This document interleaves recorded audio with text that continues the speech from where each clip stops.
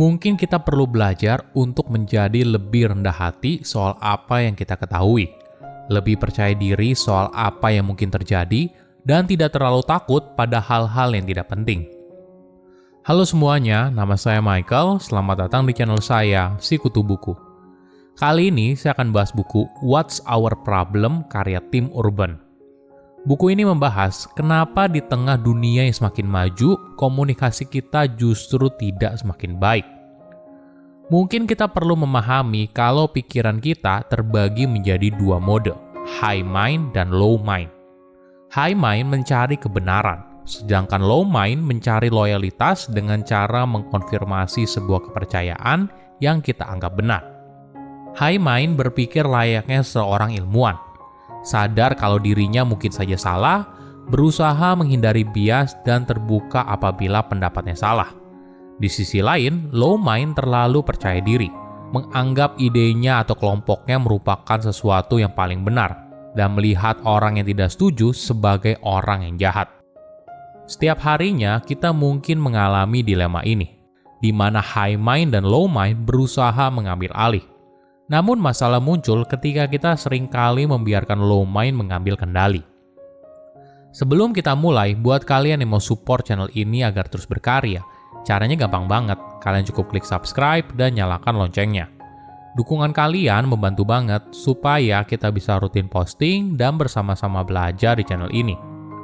Saya merangkumnya menjadi 3 hal penting dari buku ini. Pertama, 4 tangga berpikir manusia. Apakah kamu pernah melihat laron yang terbang mendekati lampu, mengerubunginya, dan ditemukan mati keesokan harinya? Apa alasan dari tindakan bunuh diri itu? Mungkin kamu menganggap kalau laron itu bodoh, tapi itu merupakan insting naluriah mereka. Di satu sisi, kita tidak jauh berbeda dengan seekor laron. Kita semua punya pikiran primitif yang berhubungan dengan naluri alamiah manusia. Makan, berkembang biak, dan bertahan hidup. Pikiran ini selalu ada dan bekerja dengan baik untuk tetap membuat kita hidup hingga sekarang. Tapi dengan adanya evolusi dari sisi literasi dan teknologi, manusia menciptakan dunia yang tidak familiar bagi pikiran primitif. Ini adalah momen ketika pikiran yang lebih tinggi muncul. Pikiran ini mengontrol keahlian kita dalam berpikir secara objektif, menganalisa dunia di sekeliling, dan belajar dari pengalaman. Otak primitif kita ingin makan sekantong permen, tapi pikiran yang lebih tinggi justru memberitahu kalau itu merupakan ide yang buruk. Kedua pikiran ini selalu berada dalam sebuah konflik, dan siapapun yang menang akan menentukan bagaimana kamu berpikir, bagaimana kamu membuat sebuah keputusan, dan membentuk kepercayaanmu. Analoginya seperti sebuah tangga dengan 4 anak tangga. Ketika kamu berada di anak tangga paling atas, pikiran lebih tinggi mengambil kendali. Di fase ini, kamu secara rasional mengamati bukti yang ada dan mengambil kesimpulan yang objektif dan bertujuan untuk mencari tahu apa yang sebenarnya, tidak peduli apapun itu. Mungkin kita sebut fase ini sebagai berpikir seperti seorang ilmuwan.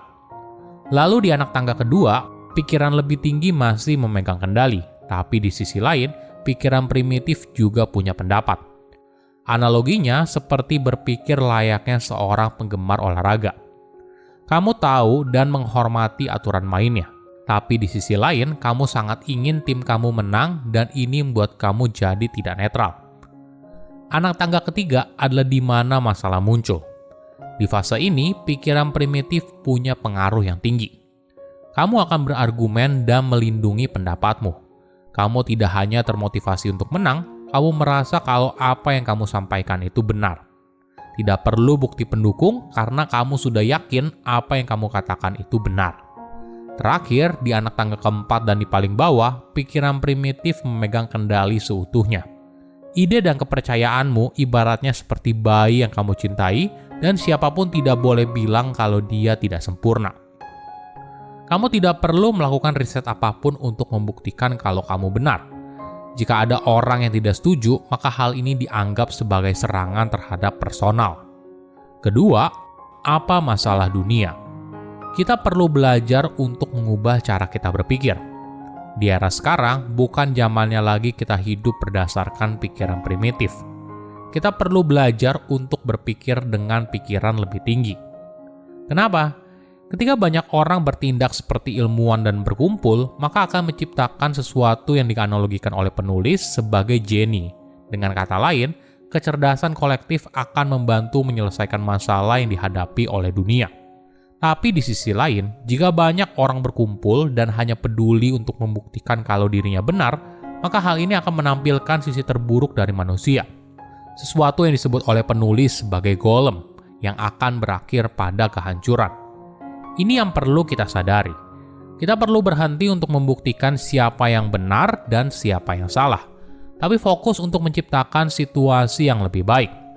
Jadi apa masalahnya? Mungkin kita bisa memulai dengan memastikan kalau kita bukanlah bagian dari masalah. Ketiga, solusi untuk dunia yang lebih baik. Apa solusinya? Pertama, mungkin kita harus lebih sadar atas apa yang kita lakukan dan pikirkan. Semua ini dimulai dari kerendahan hati. Kita semua pasti pernah dalam posisi di mana kita berusaha mencari informasi yang hanya berguna untuk mengkonfirmasi apa yang sudah kita percayai atau merasa ide kita paling benar dan sebagainya.